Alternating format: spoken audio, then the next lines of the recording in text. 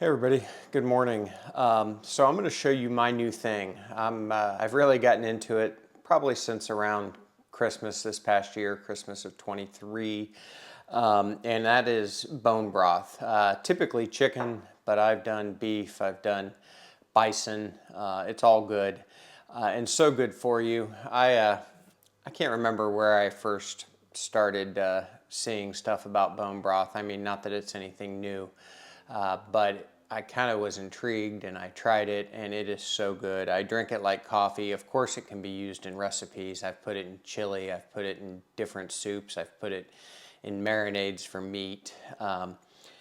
And one of the things I'm going to tout is umami powder. I've got this in a container that is not original, but I'll put a link in the description. Easily had on Amazon. So good. It's actually made from dried shiitake mushrooms, and I am not a mushroom guy. Let me say that. I hate them. But you don't even know this is mushrooms, and it just adds this great lip-smacking type flavor. It really is. I can't even describe it. It's so good and seasons things up so well. So made with those mushrooms and sea salt, I believe. So it does have a sodium content, so you want to watch that with seasoning. But I like to just dump a little bit in.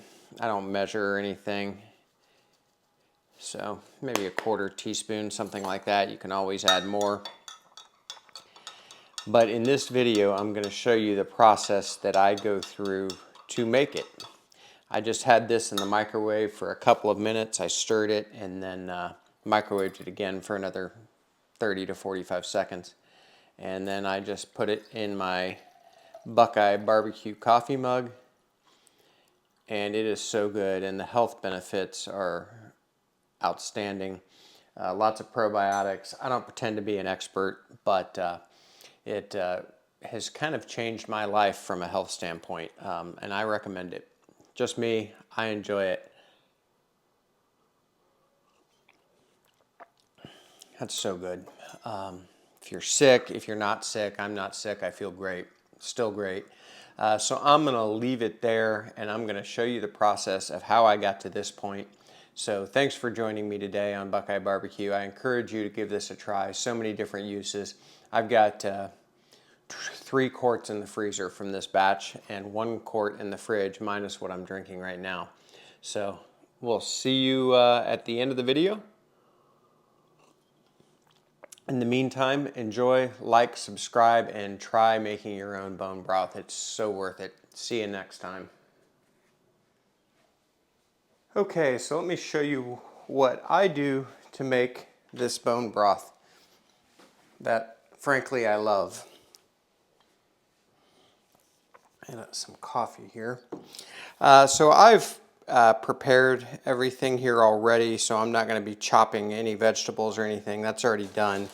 But the first and most important part is bones. I've got chickens, 2 chickens here essentially. I've done this with 1 chicken before. I've struggled getting it to be that thick and rich collagen-based bone broth with only 1 chicken. So I've got 2 chicken carcasses here. One of these, that one in particular, is just the remnants of a $5 cluck. I happen to think Sam's Club has great $5 clucks. They taste really good, perfectly seasoned. So that's what we like. I've got the backbone of a chicken that I did on the Lone Star Grill's offset, so just cut that out and saved it. And then I've got the leftover chicken from that same cook. There's some bones in here. There's also just whole pieces of cooked roasted chicken, and I'm just going to put that in there. So 2 whole chickens, essentially. Now for vegetables. So you can sort of do whatever you want. Don't overthink it. And I don't measure anything. I don't chop up a cup of carrots or something like that. I just put in what I feel like, what I have, what may need to be used from the fridge. First and foremost, I'm just going to add my peppercorns. I always like to put a little peppercorn in my stock. So I'm just going to do 10 to 12, something like that.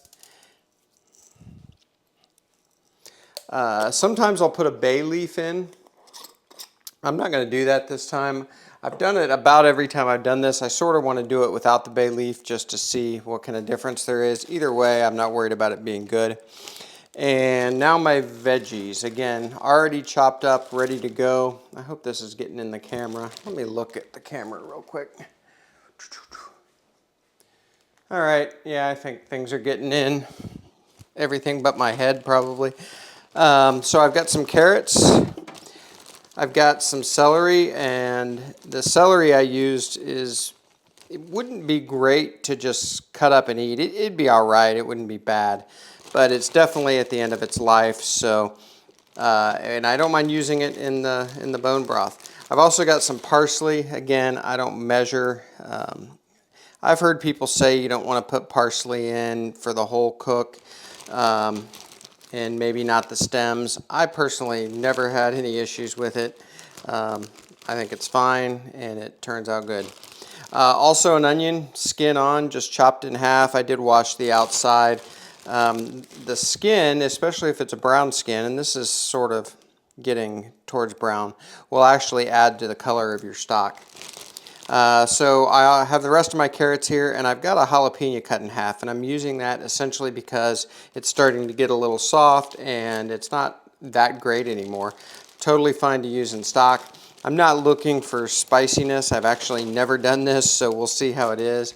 I don't think it'll ruin it by any stretch, and I think the cooking in the pressure cooker will actually dissipate some of the heat, but I just cut it in half. So we'll see. That part of this is sort of an experiment. But a lot of times I do add a few splashes of hot sauce or pepper flakes just to give the bone broth a little zing. So I won't do that this time because I am doing that whole jalapeno pepper that I just need to get rid of. The other thing, some vinegar. I'm using white vinegar here, but I've used apple cider vinegar. Either one works fine, and frankly, I don't notice that big of a difference. Maybe it's just my inferior palate, but I've heard people say they like one versus the other. I don't really care, and I'm shooting for a 1/4 cup, but again, I haven't found it important enough to measure. But that definitely helps. I'm going to put a little more. That definitely helps extract some of that goodness that's in the bone and help you get your really thick gelatinized bone broth. So I'm going to pause the video right here, and I'm going to go fill my Instapot pot up to the max fill line with water. So I'm going to edit this part of the video out, and I'll be right back with this full of water.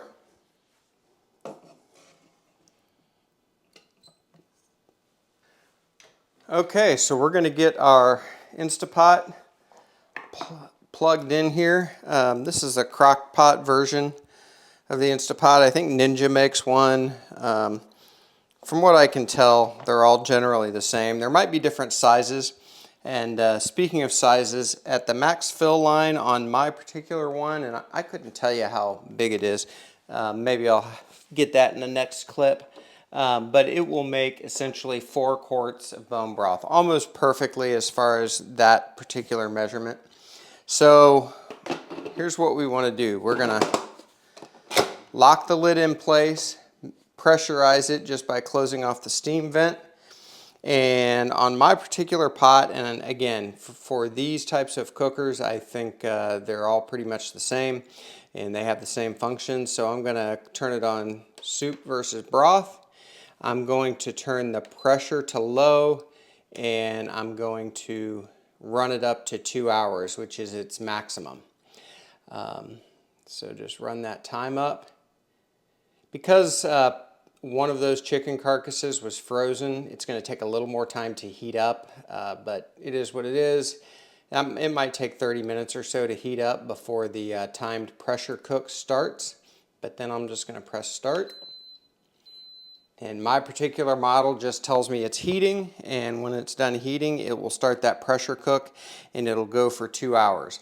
Now, I actually like to do this cycle twice. I find I get a much heartier broth. I really break those bones down and get a good collagen and gelatinized broth. I have done it with only one cycle, but I do it with 2 these days. And by the way, if you don't have an Instapot, you can certainly do this on the stove top. It'll just take a lot longer. To be honest with you, I've never really done this thick gelatinized bone broth, which is sort of really a stock, but bone broth sounds cool. But I've never actually done one on the stove top, at least the way I like it. I've done it to throw in soups and just, you know, to make a simple stock, but this will give me what I really want, which is that thick bone broth. So I'll shut up now. We're going to let this go. I may or may not bring you back for the second cycle, but frankly, I just do this over again. I usually release the pressure from the first one and then just do this same 2-hour cycle again. So if I don't bring you back, that's what I'll be doing, and we'll see you when this is done.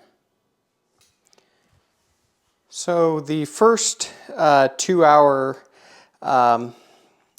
time period on the stock in the Instapot, or the crock pot version of the Instapot, has passed. We're about 24 minutes past the 2-hour mark. And I realized I didn't talk about seasoning. Now, of course, we put peppercorns and some parsley in.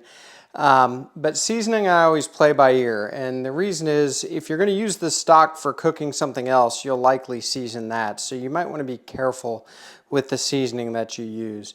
Also, I didn't add any other seasoning because part of that chicken was roasted and it had salt, pepper, and garlic on it.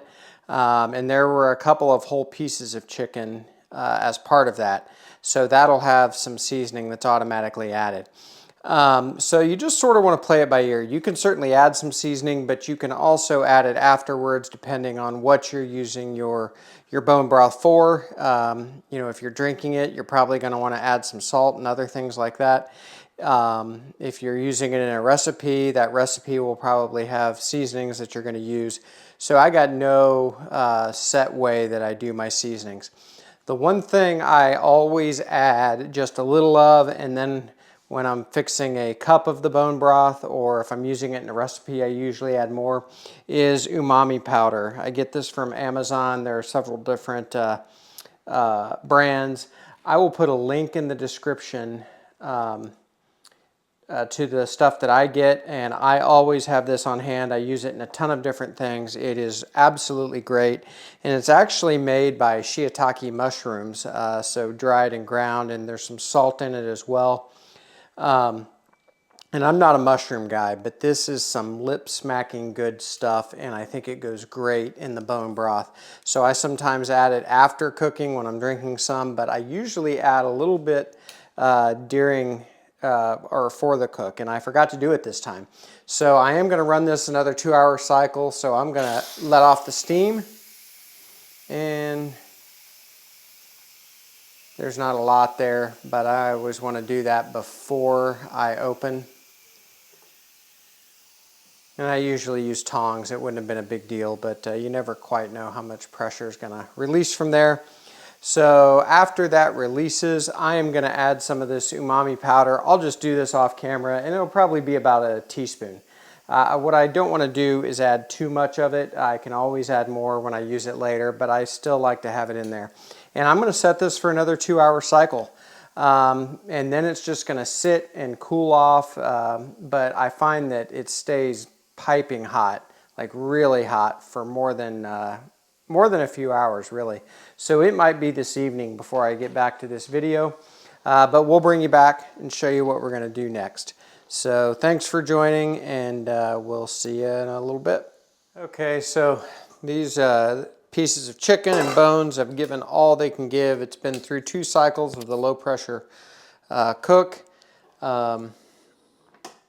Back to seasoning very quickly. I think the simplest way to put it for me is you can always season later depending on what you're going to use your broth for. So just don't over season in this part of it. Even if you add no seasoning at all, I always add peppercorns, but beyond that, you don't have to add anything. And then whatever you're going to use the broth for, you can season it then. So just don't take a chance on over seasoning it. And when you pull this stuff out. And what I do is I just pull out any of the solids that I can get with tongs. You're not going to get it all, but then I drain it or filter it, I should say. So I'll show you that. Sometimes we give the meat and vegetables, at least some of it, to the dog. At least keep it in the fridge and add to his meals, but I'm not going to do that because of the jalapeno I added.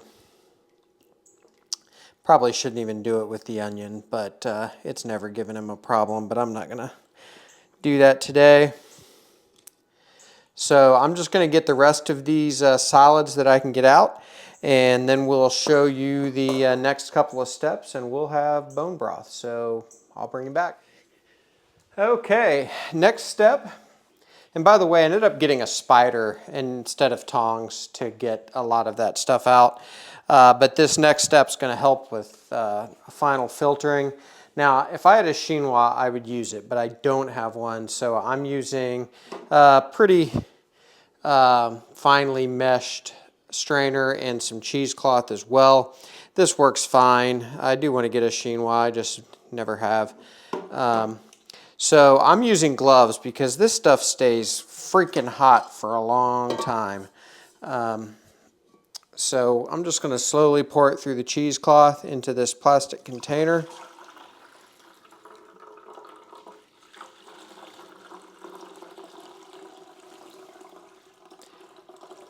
I've used a coffee filter for this too. I find that it clogs pretty quickly though, because this already, is pretty thick. And you can see it's taking a little while even to get through the cheesecloth. But we'll get it through.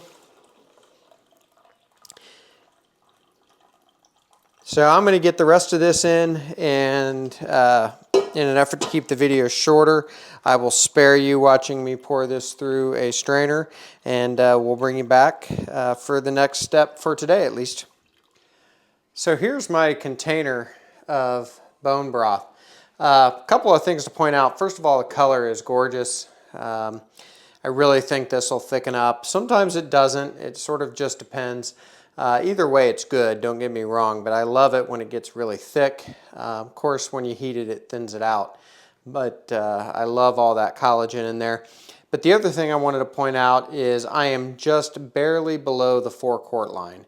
So filling it up to the max on my particular Instapot or crock pot, the crock pot version of it, good Lord, is essentially gets you 4 quarts. So the next thing we're going to do is divide this out into containers. I will show you the ones that I use, and then we're going to get it refrigerated. So I'm going to get things together, and I'm going to let this cool a little more, and then we will bring you back. So here are the containers I use. So it's the same type of container that you would get a large hot and sour soup from your local Chinese restaurant. But I get these from Amazon as well, so I will put a link to these as well as a pint-sized version, which I also get from Amazon.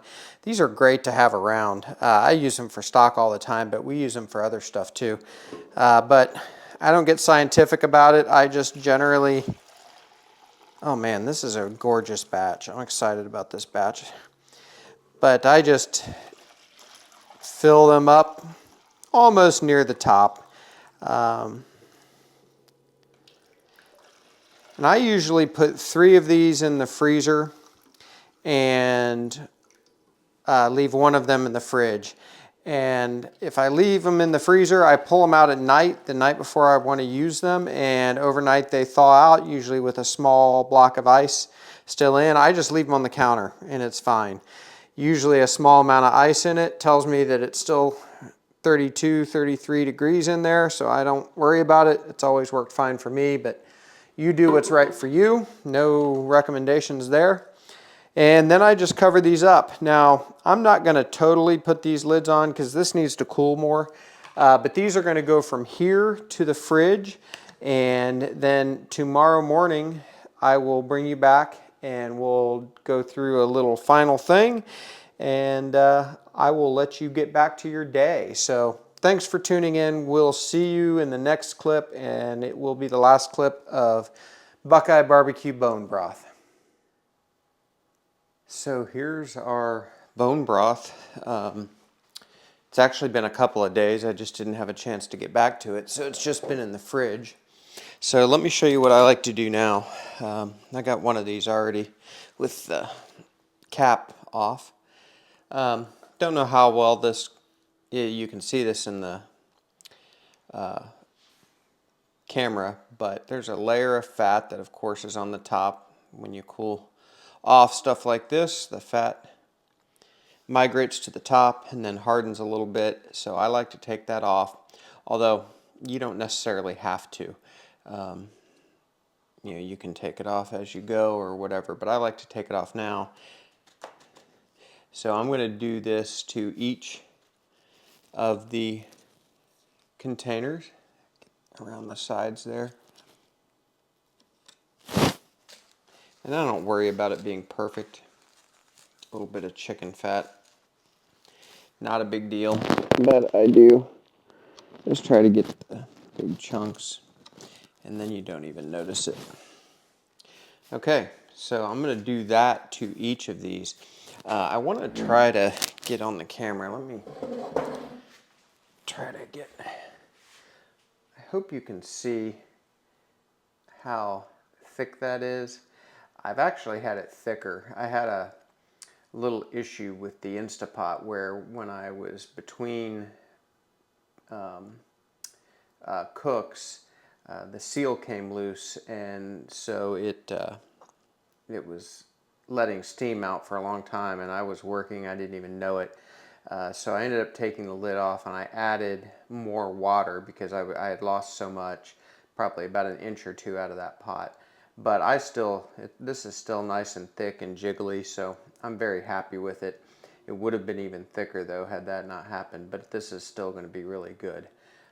So I'm going to do that to the remainder of these 3 containers, and then I will probably leave one out to consume in the next day or two, and then the others will be in the freezer, and when I know I want to use one or drink one, I'll take it out at night before I go to bed and just leave it on the kitchen counter.